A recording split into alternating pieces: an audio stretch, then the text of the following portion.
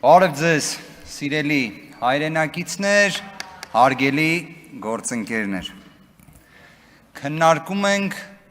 սահմանադրությամբ երաշխավորված, ընդդիմության կողմից առաջադրված մշտական հանձնաժողովի նախագահի թեկնածության ընտրության հարցը։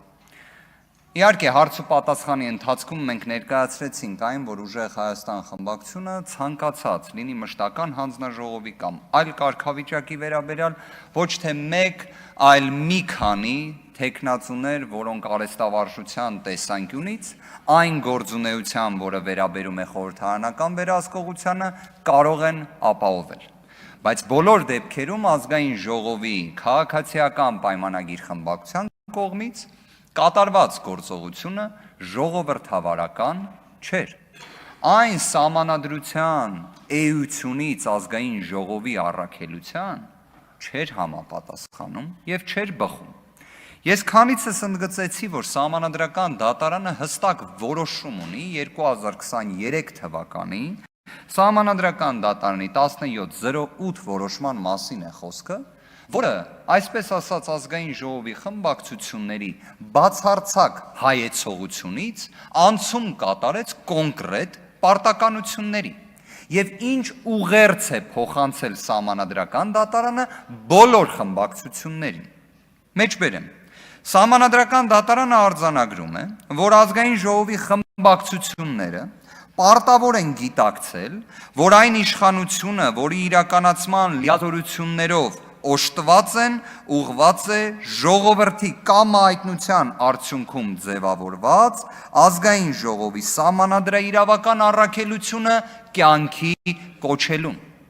Այսինքն ժողովուրդը ոչ թե տվել է բացարձակ իշխանություն քաղաքացիական պայմանագրին որոշելու,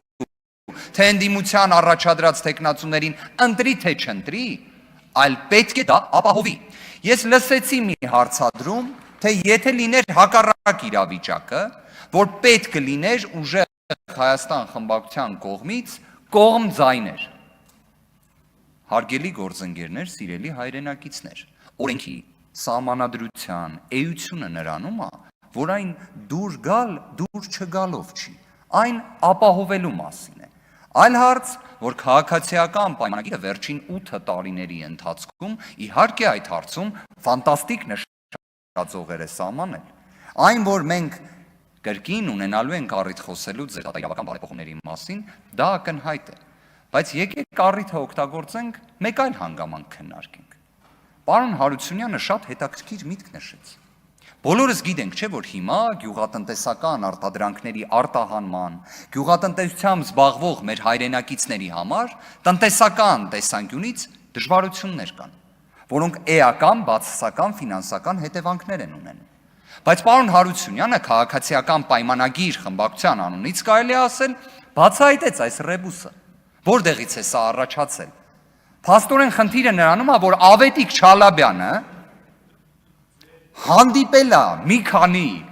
դիվանագետի կամ ինչ-որ պաշտոնյաների ու դրա արդյունքում այդ սահմանափակումները սկսել են գործել։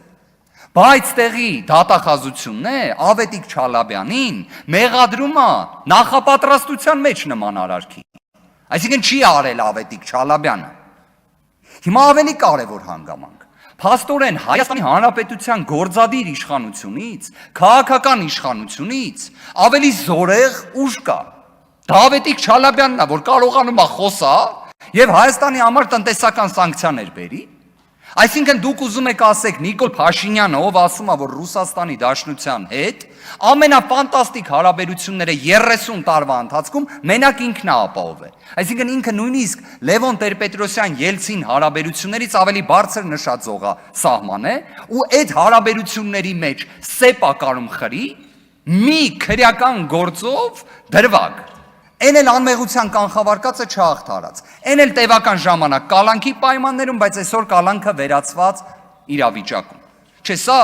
հարգելի գործընկերներ, սա կարծում եմ առնվազն լուրջ չէ, որովհետև ես հիշում եմ, դուք նախընտրական քարոզարշավի ընթացքում հստակ մեր հայրենակիցներին խոստում էիք տվել։ Ասել էիք, եթե դուք ընտրվում եք, 7 օրում այդ խնդիրը լուծում եք։ Հիմա այդ 7 օրում այդ խնդիրը չլուծելու խոչընդոտը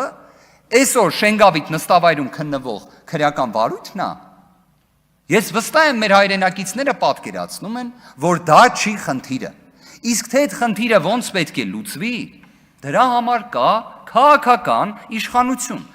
Իդեպ շատ հետաքրքիր բան կա, որը հավաքական առումով բնութագրում է քաղաքացիական պայմանագրին։ Ինչը լավ է, դա բացառապես ձեր շնորհքն է։ Ինչը վատն է, դուք զերո առնչություն ունեք դրա հետ։ Դրա համար ընդཐུպ մինչև ես սարսափում եմ այն մտքից, որ դուք մի օր հասնելու եք Տիգրան Մեծին։ Դուք հասնելու եք իրան։ Ես վստահ եմ դա տենց է լինելու, որովհետև ինչ որ մի խնդիր դուք ի վերջո կասեք, որ Տիգրան Մեծն է մեղավոր։ Կամ կարող է օրինակ հնչի գնահատական, որ պայմանականորեն չգիտեմ, մեր գործընկերներից Ռուբենը Մխիթարյան Facebook-յան ստատուս է գրել ժամանակին Տիգրան Մեծի մասին ու այ դրա համար մենք խնդիրներ ունեցանք։ Լավ, խոսում եք հանրապետականի մասին, ինձ էլ հիշատակեցիք, Քավլիցի։ Ուժեղ Հայաստան խմբակցությանն եմ դիմում, մի խանգարեք։ Աժ փոխնախագահն է ելույթ ունենում։ Շնորհակալ եմ։ Հիմա եկեք այս հարցնել, էլի մի հատ անկեղծորեն հասկանանք։ Դուք ընդհանրապես հանրապետական բառի հետ կապված եթե խնդիր ունեք, ես ակնկալում եմ, որ օրինակ ցավոք շեղվում ենք Տիկին Մանուկյանի տեխնացիան հարցի քննարկումից, բայց ամփոփիչ ելույթի շրջանակներում Վազգեն Սարգսյանին անդրադարձեք։ Որովհետև եթե ընդհանրապես ձեր համար խնդիրը հավաքական հանրապետական բառն է, Դոնալդ Թրամփին էլ անդրադարձեք։ Եթե դա չի, այլ այն է, ինչ ես եմ կարծում, հուսով եմ, որ դուք խոսում եք արատավոր, անընդունելի բարքերի մասին։ Դուք խոսում եք ֆունդամենտալ խնդիրների մասին, փորձում եք դա բնութագրիչ որպես վերցնել այդ եզրույթը։ Բայց այդ եզրույթը վերցնելով, դուք հետո շրջանակը ընդլայնում եք։ Շրջանակը ընդլայնելու օրինակներից մեկը նա է, որ դուք ենթադրենք խոսում եք 16-18 թվականների մասին։ Բայց այդ դեպքում օրինակ պարոն Թունյանը ափսոս ստեղ չի։ Հարցրեք պարոն Թունյանին, 16-18 թվականներին տնտեսական աճ Հայաստանում եղել է թե ոչ, բարեփոխումներ տնտեսական ոլորտի եղել են թե ոչ, եւ ես լսեցի պարոն Գաբրելյանը փաստորեն մեջբերում էր Կարեն Կարապետյանին, որը խոսում էր խնդիրների մասին։ Իդեպ, որ մեջբերեք նաեւ Կարեն Սարգսի Կարապետյանի խոսքերը, ավելի շատ խնդիրների մասին հղումներ կունենաք։ Ասածս ո՞րն է։ Հիմա ուզում եմ հասկանամ, որ այդ հավաքական օրինակները փորձում եք պրոյեկցիա անել բացառապես նոր ուժ հանդիսացող ուժեղ Հայաստանի նկատմամբ։ Այստեղ ես տեսնում եմ բյուրեղ ջուրը։ Դուք ինչ որ առնչություն ունեք բյուրեղ ջրի հետ։ Հա, ոնց որ մենակ այդ չի, դուք քաղաքական առնչություն ունեք, իսկ նշված ջրի հետ որպես ձեռնարկատիրական գործունեության առնչությունները ստուգել եք, համերաշխ եք այդ առնչությունների հետ, իրենց էլ եք ասում հանրապետականի մասին, ձեր թիմակիցն է, իրենց ասում եք դրա մասին, հիշեցնում եք այդ արատավոր բարքերի մասին, թե առնչություն չի ունեցել, այսինքն օրինակ դուք ուզում եք ասեք, այստեղ կներեք, բայց ուղիղ եմ ուզում ասել, դուք ուզում եք ասել Կարապետյանների ընտանիքը, որը այո, շատ ապահովված ընտանիք է, Հայաստանի Հանրապետությունից դուրս ձեռնարկատիրական գործունեությամբ զբաղվելու արդյունքում, դուք իրենց փորձում եք հիշատակել նեգատիվի լույսի ներքո, բայց պայմանականորեն մեզ, այո, ջուր մատակարարող, ապահովող ձեռնարկատիրական գործունեությամբ զբաղվող անձը ձեր գնահատմամբ նեգատիվի լույսի ներքո չեք ներկայացնում, սա կոչվում է երկակի ստանդարտ, բայց տիտանական երկակի ստանդարտ, շատ մեծ, են որ մի հատ ձեր ցուցակով անցնեն, կրկին հիմա էլի նայելու եմ պարոն Ֆարմանյանին, էլի հիշեմ ձեր ցուցակը, ու ես դեռ չեմ լսել ձեր ելույթը մաքսային ոլորտում խնդիրների հետ կապված ձեր ցուցակի գործընկերոջ մասնակցությամբ։ Բա ունեցեք այդ ելույթը։ Իդեպ պարոն Ֆարմանյանը խնդիր չունի, եթե նույնիսկ սխալն էլ մատնացույց անեք այդ սխալը ընդունելու։ Տենց խնդիր չունի։ Դուք ունեք այդ խնդիրը։ Դուք ակնհայտ ունեք այդ խնդիրը, բայց մի գաղտնիք է բացահայտեմ։ Ժողովուրդը արդեն դա նկատում է, հարգելի գործընկերներ։ Դրա համար դուք 50+1 վստահություն չունեք։ Նկատելի է դա արդեն, նկատելի է։ Տիկին Մանուկյան, հարգանքներս, շնորհակալ եմ։